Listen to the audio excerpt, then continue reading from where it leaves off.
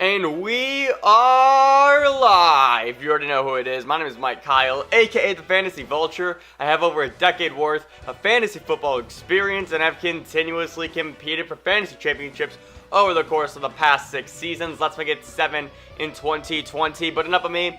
I'm here for you on today's episode of the FV Show. It's Sunday. We are here. We are 54 minutes away from Week 3 kickoff, and we have a lot to cover on this Week 3 preview live stream. There were a few games that I wasn't able to get to in terms of individual videos goes, but there's still a ton of things to talk about. Obviously, the injury reports and the inactives just went live from each team about 30 minutes ago or so. So we're going to break down some injury news real quick, and then obviously dive in to answer some start-sit questions if you got them. Be sure to say what's up in the chat. If you have any fantasy questions that you need me to answer, I'll answer those as they come in, and we're also going to set my lineups for the week as well. So we got a lot to go through over the course of the next 53 minutes or so. Gotta stay hydrated. All right, let's get right in, shall we? I'm pulling up the list of games I didn't cover. The first one being the Las Vegas Raiders versus the New England Patriots. To me, this was another game that felt pretty cut and dry. Henry Ruggs is inactive due to that hamstring injury. And then for the Patriots side of the ball, Julian Edelman was battling a knee injury. N'Keal Harry was battling an ankle injury. And James White is going to be inactive for this game due to the death of his father and his mother being in critical condition still after that horrific car accident. N'Keal Harry being the big one here. He was battling an ankle injury all week during practice. He is active. He was a guy who I'm actually very intrigued to start in my flex. He had 12 targets last week in that game versus Seattle, and he seems to become a fan favorite of Cam Newton. And so I'm willing to start N'Keal Harry at my flex if I have to. Obviously, battling that ankle injury might give me some pause, but I still don't think that this Raiders defense is all too great. And so I think it can be exploited in that way. Obviously, Cam Newton is playing out of his mind. If you have Julian Edelman, he's also a great start in this matchup for those same reasons. With the Patriots, with the Raiders, again, Henry Ruggs is out due to that hamstring injury, and it just came out just a bit ago that, let me pull it up.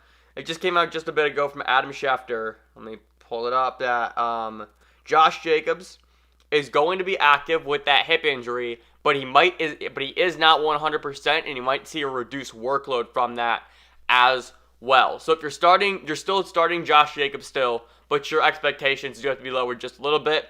And also Darren Waller, tight end for the Raiders, is also active as well. I think he was battling a knee injury. So you're still starting both guys. They've been great all season long. There's no reason to go away from them. Everyone's going to be banged up. Everyone's going to have bumps and bruises, but you have to play them still, given those circumstances.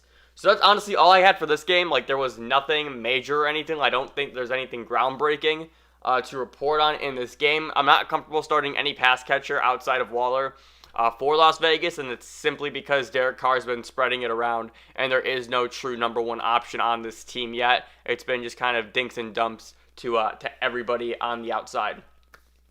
The other game I want to talk about, let's see here. I just want to, I think, did I talk about I did Bengals and Eagles. I wanted to make one note for that, though, for the Bengals and Eagles. Do I have a graphic for that? Hang on, let's, nope, that's the wrong screen. Do I really not have the graphic? There it is. There we go. For the Bengals and the Eagles, John Ross is a healthy scratch.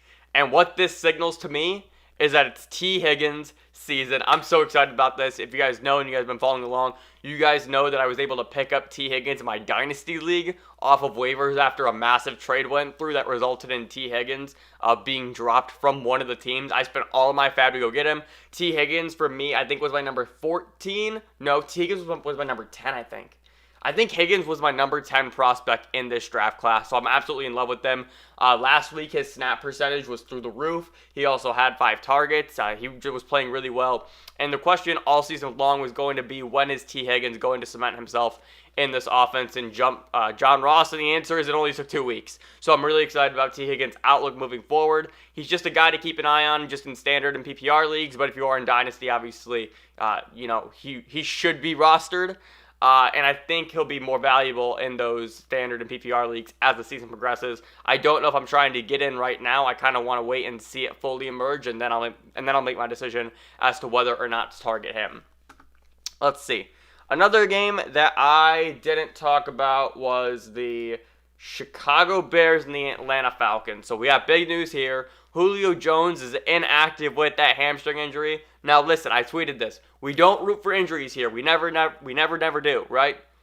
But Julio Jones, please get healthy. Rest up this week against this matchup versus Chicago, so that you can come back next week versus Green Bay, because that's going to be an electric game that everyone's going to be looking forward to. So yeah, just take this week off, rest up. I promise you, I'm not saying this because I'm facing Julio Jones in a league this week.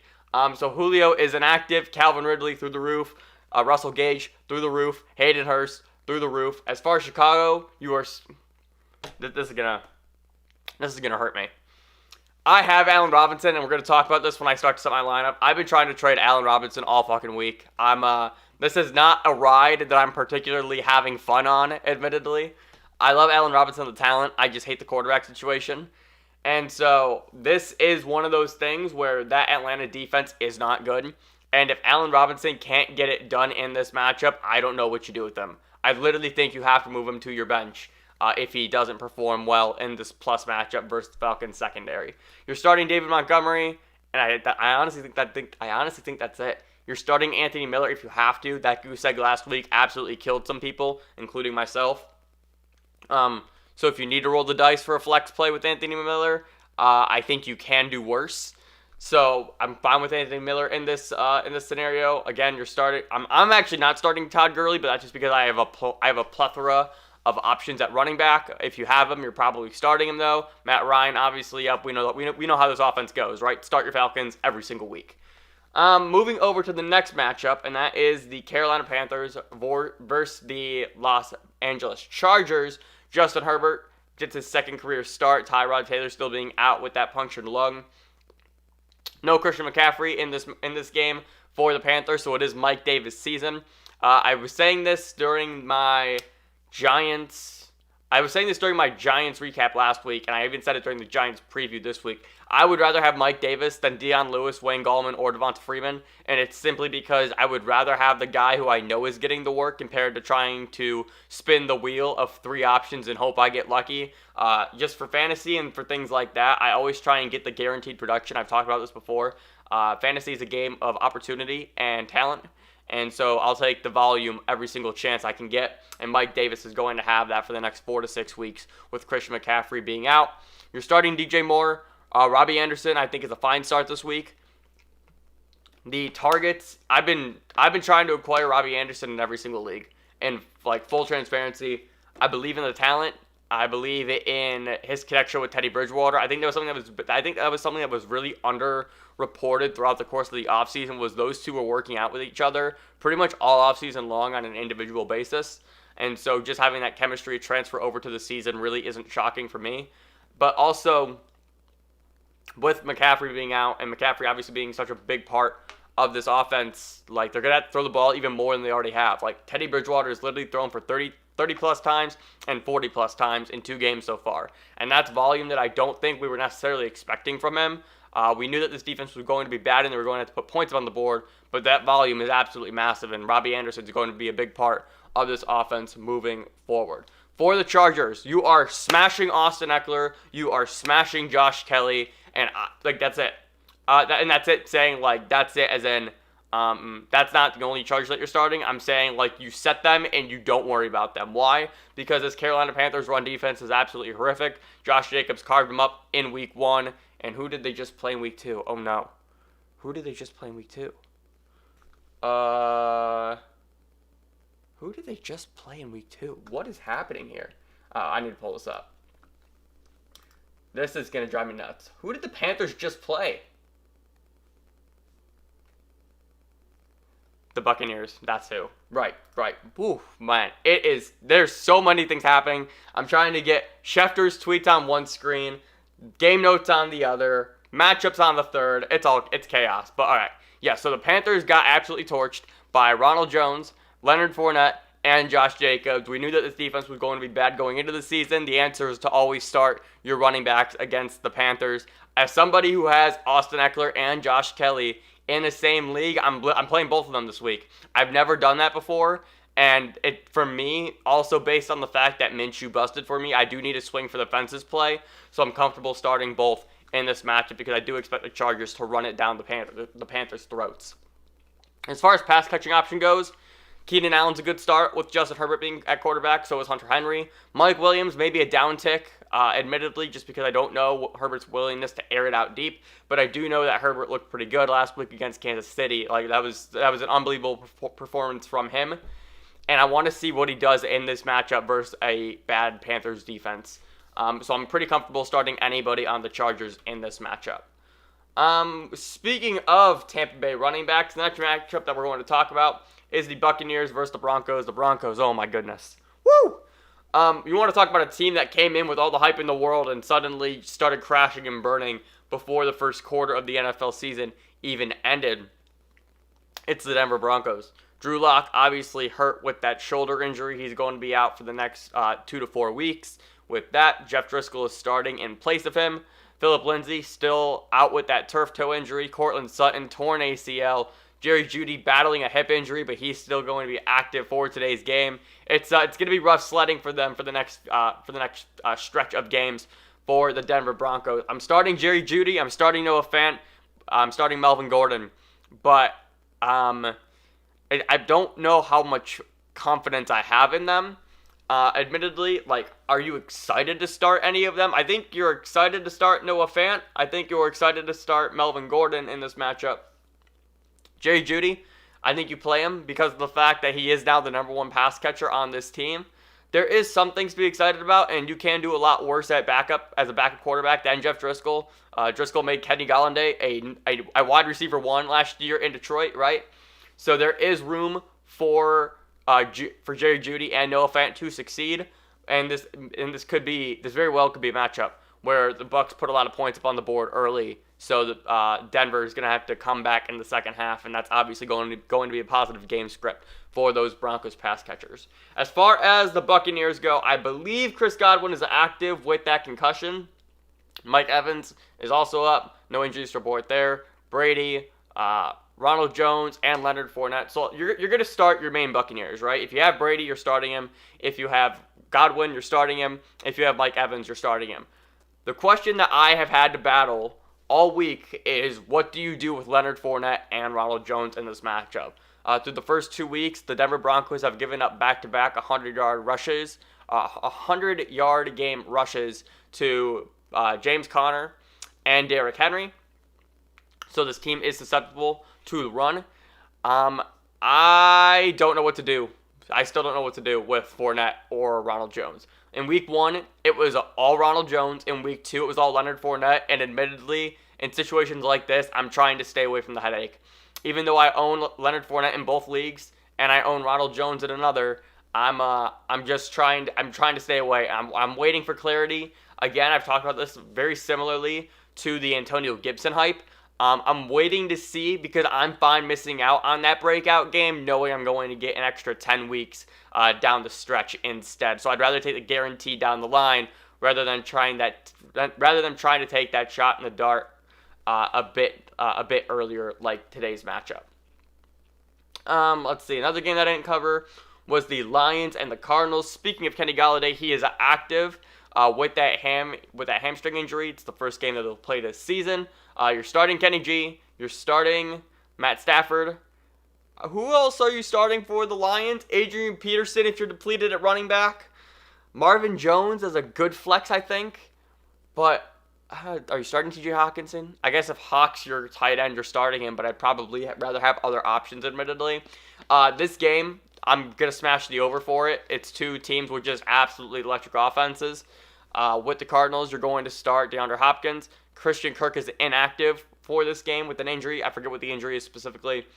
You're starting Kyler. You're starting Kenyon Drake, who I think is going to have a great game this week because this Lions defense is not good. I think Hopkins is going to go crazy. You want to talk about your welcome to the NFL moment? I don't know if anybody saw this, but the Checkdown put out a string of clips of Davante Adams just absolutely cooking Jeff Okudah, the number 3 overall pick in this year's draft, cornerback for the Lions.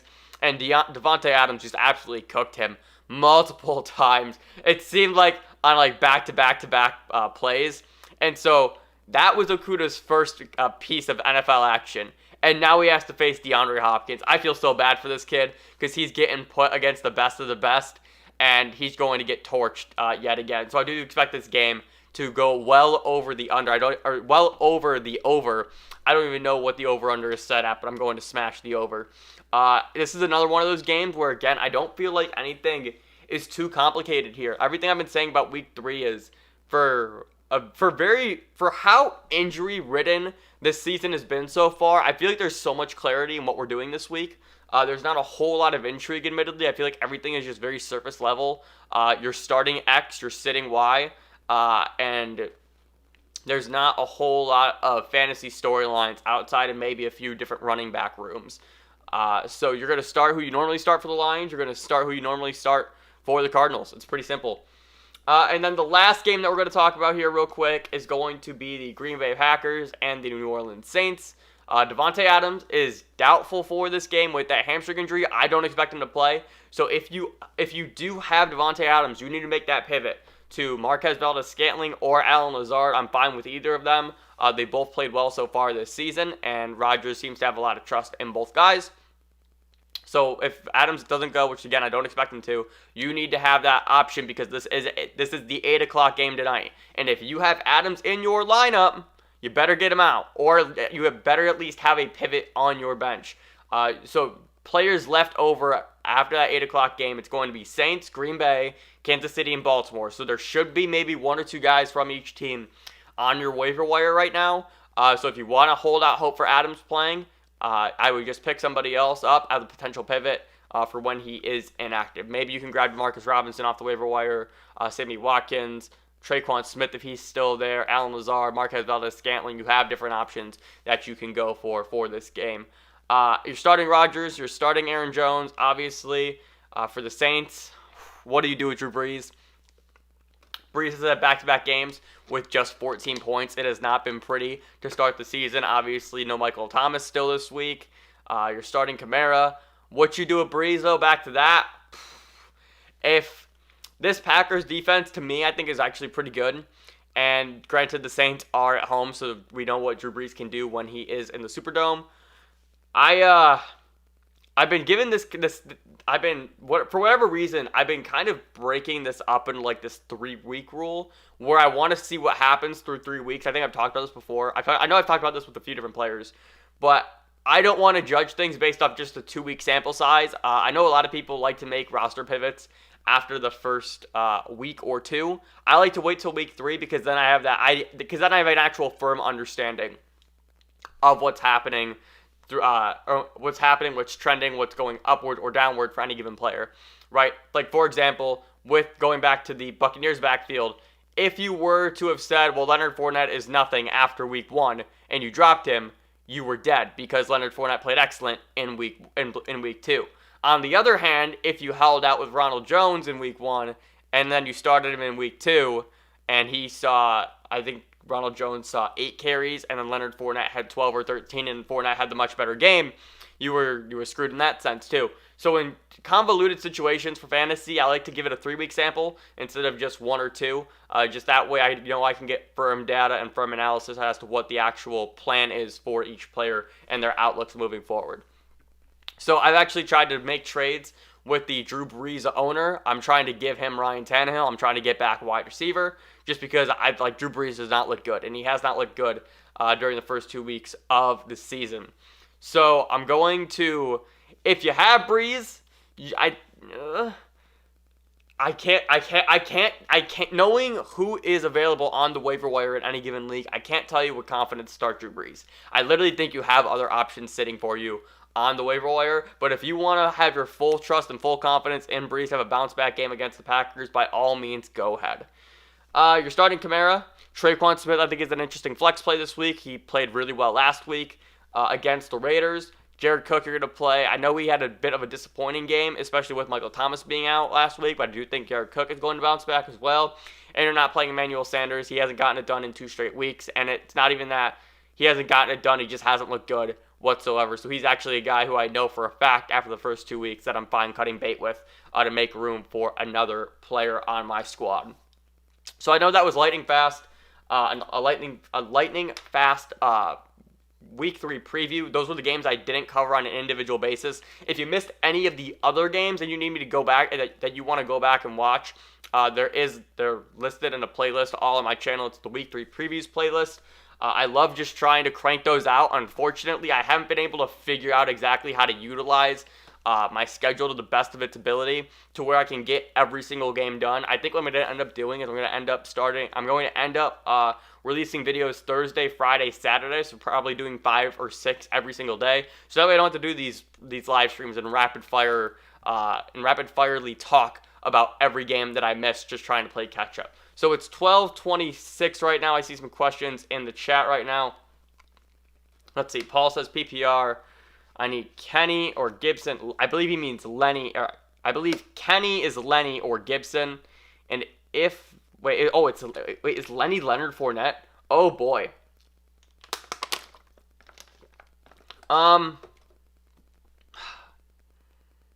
Leonard Fournette or Antonio Gibson this week? Holy shit, what a question. I own both players in Dynasty, and they are both on my team right now. In this instance, I'm going to go Leonard Fournette. And the reason why I'm going to go Leonard Fournette is I just believe in the Buccaneers offense just a little bit more. I liked what I saw from him last week. And again, I'm fine missing out on the Antonio Gibson breakout game if it means I'm going to get him for the rest of the season, right? So in that case, I'm going to play Leonard Fournette. That's an incredible question, though. I want to check something real quick. Fantasy. I want to look up fantasy defense versus position.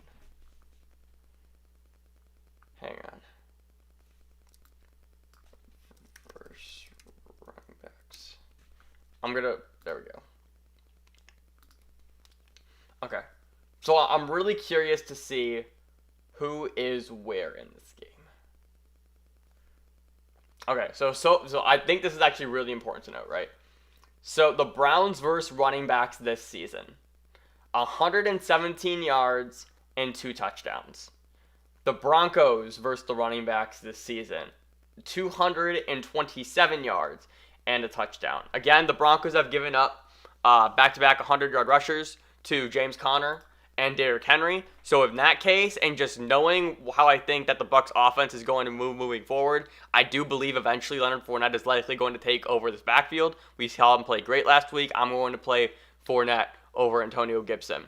A.J. Brown is out. I know, sad face. This makes me very, very sad. If you guys don't know, I traded DK Metcalf for Antonio Brown and Zach Moss in my Dynasty League before the season started. Hashtag feels bad, man. Obviously, the injury for Brown, it's a severe bone bruise in his knee.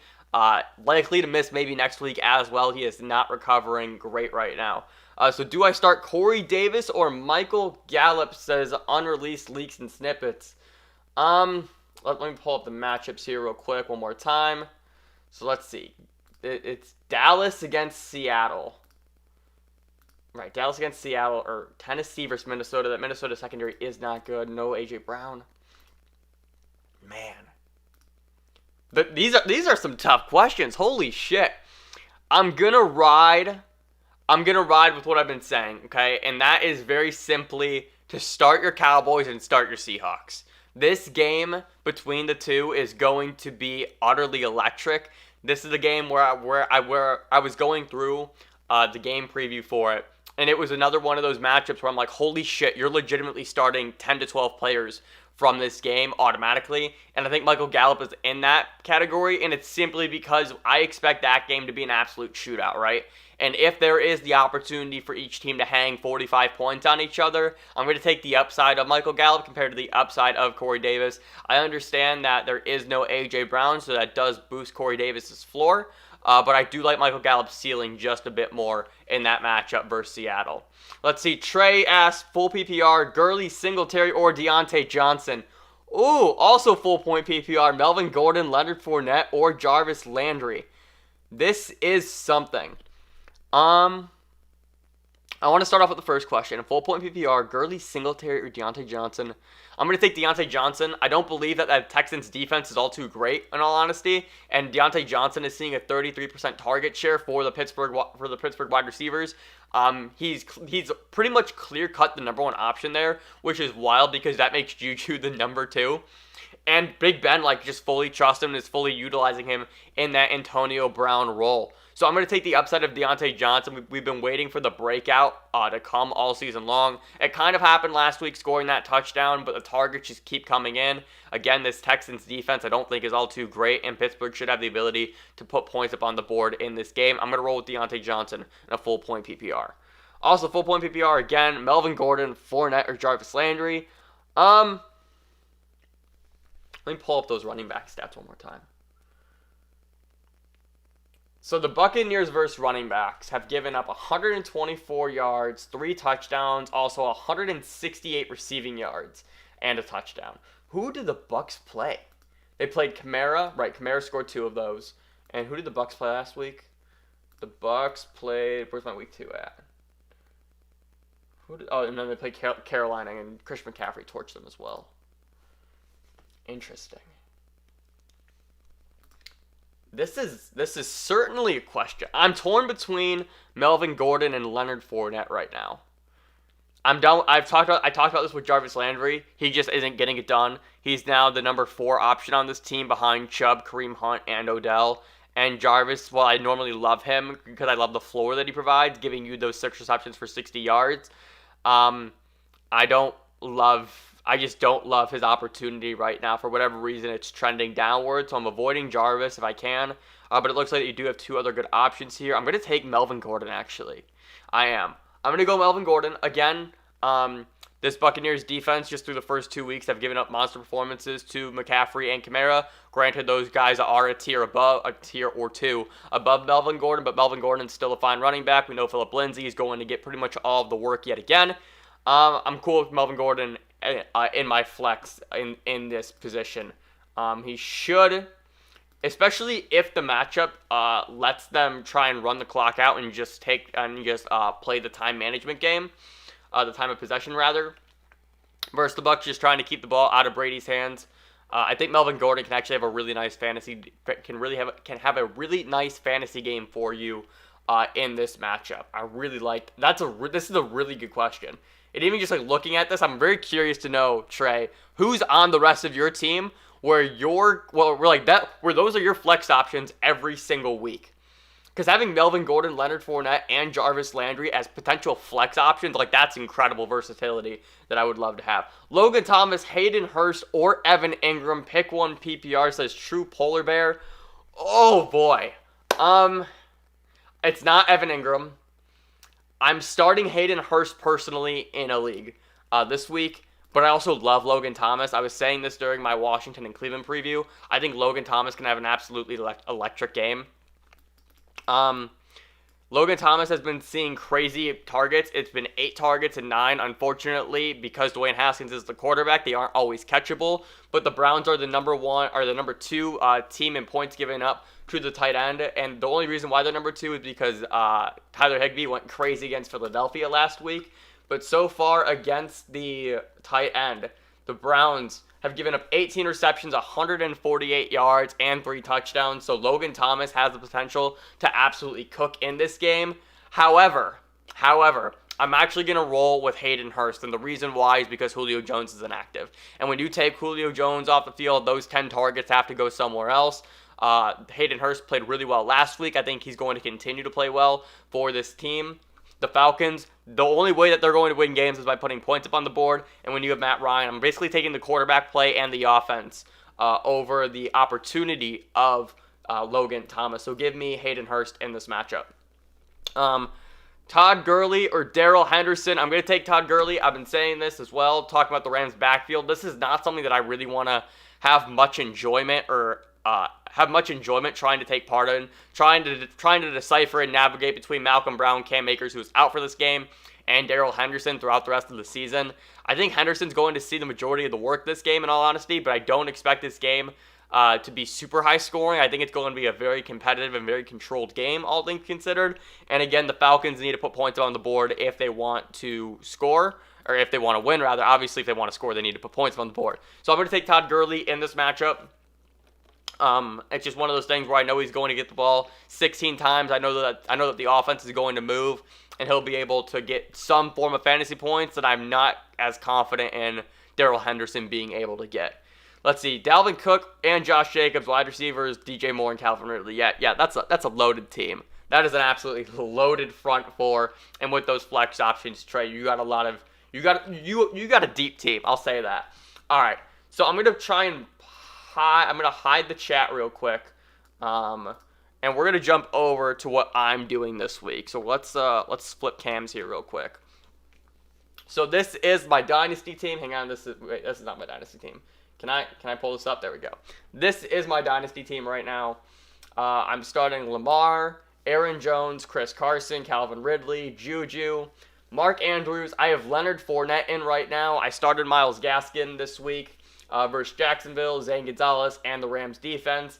On my bench is Cam Newton, Benny Snell, Zach Moss, who's out, Keyshawn Vaughn out, Antonio Gibson, Alshon, Curtis Samuel, Keelan Cole, who I picked up. I'm probably going to end up dropping next week. Anthony Miller, Traquan Smith, A.J. Brown, who's out, Henry Ruggs, who's out, T. Higgins, Van Jefferson, and Jonnu Smith. The question that I have right now, admittedly, is what do I do at my second flex spot? Having A.J. Brown out definitely hurts me, admittedly. So if we just go over to the matchup, I'm currently down by 15 after James Robinson went absolutely crazy. Can I pull up James Robinson here? After James Robinson went absolutely crazy, putting up damn near 28 fantasy points on my ass. So I like Fournette. I like Fournette in this game versus Denver, but I considered starting Jonnu Smith as my flex option last week, and it would have paid off. And I'm really tempted to go back into the well for him this week as well. I want to pull up his. Can I not pull up his game log? There we go. So Jonnu Smith, right? I just think that the floor is there. Like 7 targets, 5 targets, 4 receptions. Obviously, he's been touchdown dependent, but I know that without A.J. Brown, these targets have to go to somewhere, right? And if they go to Jonnu Smith, he's going to be productive. The breakout is here for him. He's currently the number 1 tight end. Obviously, it's just been through 2 weeks. So do you start Jonnu Smith or Leonard Fournette? I think something that I can actually do. Yeah, Ridley is going to go off today, Philip. I want to check tight ends versus Minnesota. So 6 receptions for 123 yards and 0 touchdowns through 2 games. So you're looking at 60 yards each. Okay. So like, what am I more confident in right now? I have Fournette, and I think the reason why I have Fournette in this game is simply because of the fact that I feel like I need a swing for the fences play, being down by 15 right now. I got throttled. I got throttled by James Robinson, and I've talked about this before. It makes me super upset because of the fact that he was a guy that I passed on foolishly in Dynasty because I was thinking in redraft mode compared to Dynasty mode, and I missed out on him. Luckily, I was able to make up for that by picking up Myles Gaskin, but having James Robinson kick me in the nuts like that after I've been trying to trade for him all week as well, it certainly wasn't fun. So I'm currently projected a 48% win probability. Before the Thursday night game, I was at 85%, and then, again, Robinson went crazy. So let's go through this one. This is how I'll figure out who I'm going to start. So Lamar versus Kansas City versus Matt Stafford. I think both guys are going to go off. And I think both guys are going to go off in their respective games. So I think that's kind of a wash. Aaron Jones is better than McKinnon. Chris Carson is probably not going to put up the numbers that James Robinson did. So I'm probably... that probably nets out to even as well, admittedly. I think my wide receivers are better than his. Marquise Brown, obviously because I have Lamar Jackson, that could end up biting me in the ass as well. But I'll take Calvin Ridley and Juju over Amari Cooper and Marquise Brown just because of the boom bust potential of each player there. My tight ends are better. I'll take Mark Andrews every day of the week, twice on Mondays, compared to Dallas Goedert, who's going to split work with Zach Ertz. And then just going down to that flex, I think T.Y. Hilton can absolutely go crazy against the Jets this week. Myles Gaskin played fine against Jacksonville. So, do we go with Marvin Jones or Fournette? I don't know what that looks like. I don't know what this looks like right now. Just trying to figure out, like, why. The question becomes, I think, like, what do I need? Because if I need a safe floor play, I think I play Jonnu Smith. But if I need that swing for the fences play, I think you go Leonard Fournette. See, like, even just looking at Fournette's snap percentage, right? It's been 14% and 43%. And I can't trust that. I can't trust that. I know, like, again, I know for a fact it's going to be either Ronald Jones or Leonard Fournette in a game like this where I feel like I need to win this matchup, and I should win this matchup. This is a game where on paper I should win this. So I'm gonna pivot. I'm going to pivot right now, and we're gonna go for the floor play, and we're gonna go with Jonnu Smith. I'm locking it in. I'm absolutely fine with it. My win probability dips by 1%, but I think going for that floor play is going to make things a lot easier for me. Again, I almost considered doing this last week as well, but I didn't. All right, moving over to the other league that I'm in. This is my league of record. Gardner absolutely killed me. Derrick Henry, Austin Eckler, Robert Woods, Allen Robinson, Hayden Hurst, Josh Kelly, Rams defense, Zane Gonzalez, Todd Gurley, Ronald Jones, Fournette, Antonio Gibson, Ryan Tannehill, and DeAndre Swift. All right, let's go through this real quick. It is 12:42. So this lineup for me is honestly kind of set. I really went through it this week just trying to figure out who I was in on and who I was out on. The big question that I had for me personally was, do I start Josh Kelly or Todd Gurley? Gurley's been fine all season long. He's been getting the opportunities. Unfortunately, he has just fallen into the end zone only once. But going off of what I know for this game, I want to start Josh Kelly. And the reason why is because, again, you start your running backs versus Carolina. Unfortunately, I have 2 of them. And I don't want to miss out on one if the other has the big game, right? So let's pull up my matchup here real quick. That didn't work. No, that's not what I wanted. There we go. All right. So this is my matchup. I'm currently up 9 points because Gardner Minshew decided to take a big shit on Thursday night when everybody was telling you to start him, myself included. He, of course, lets us all down.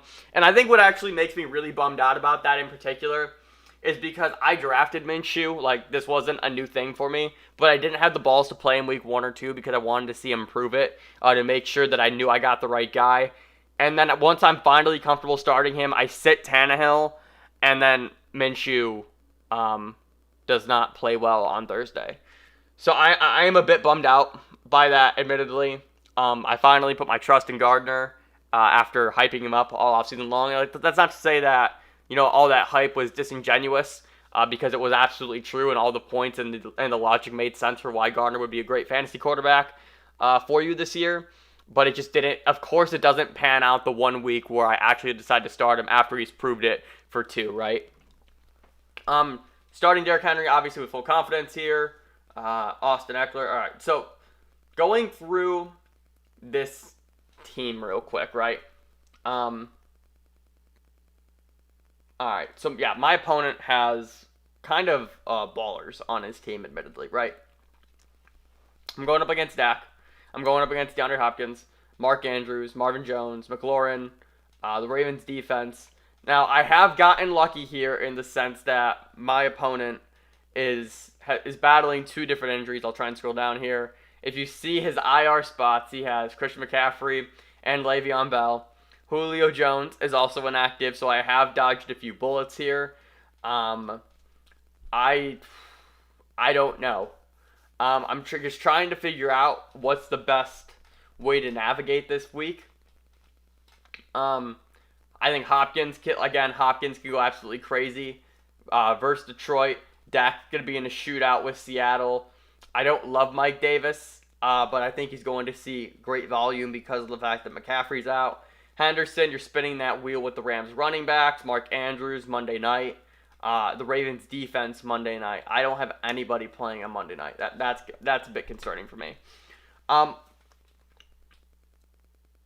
Looking at what I'm going up against, the reason why I have Josh Kelly in over a guy like Todd Gurley is very simply because of the fact that, judging at this matchup, I'm going to end up needing a swing for the fences play, and for me that is Josh Kelly.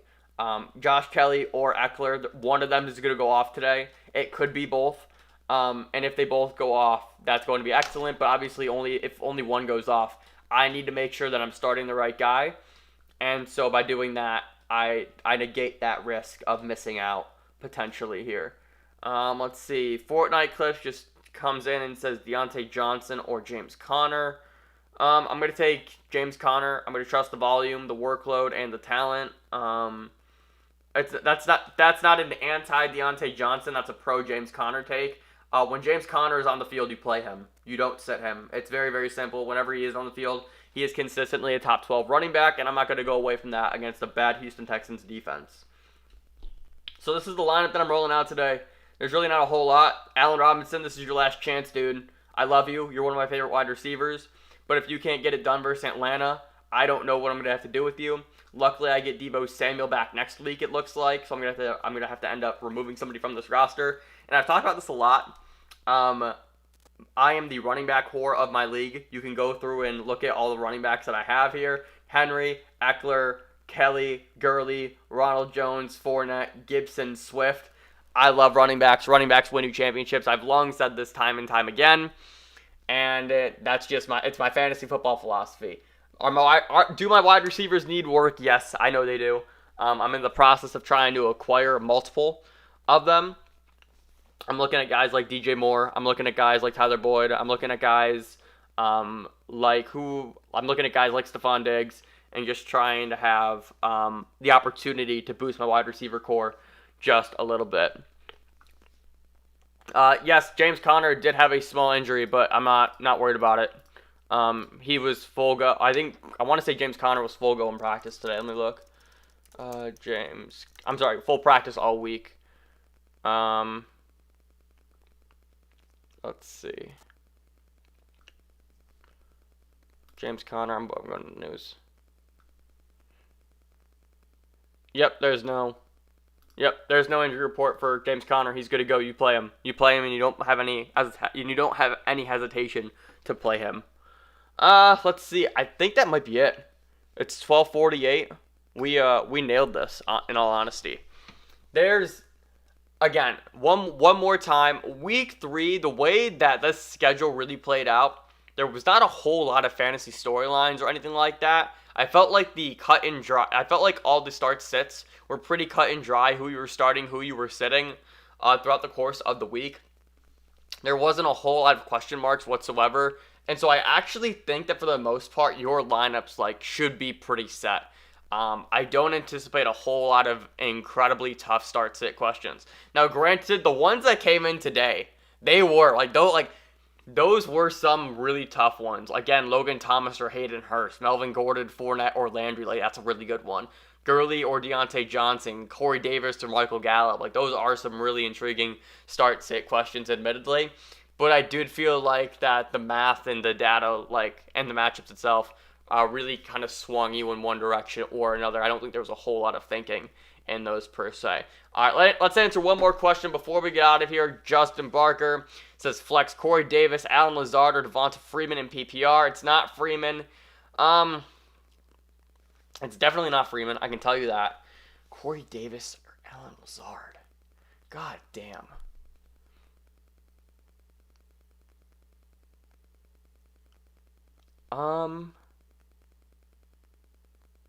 I love how I just got done saying that all the start-sit questions are pretty cut and dry here, and I get thrown for a monster curveball as we're about to wrap up here. Corey Davis. I'm gonna pull up one thing. Let's check this. All right, let's see here. I'm going to pull Corey Davis, and then I'm also going to pull up Allen Lazard.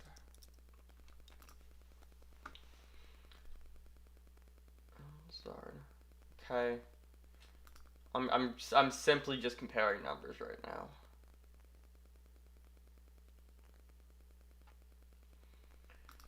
I'm